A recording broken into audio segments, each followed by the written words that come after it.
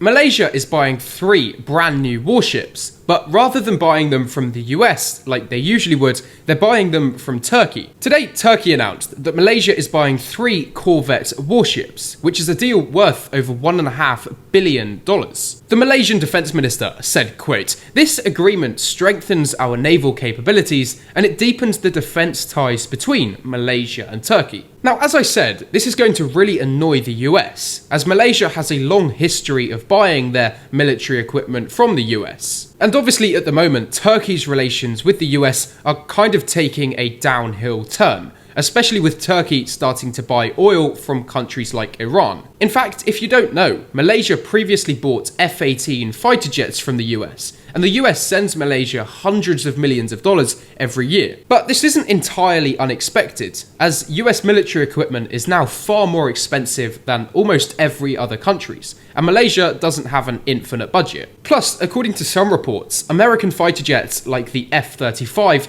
actually have a password to use that updates every day.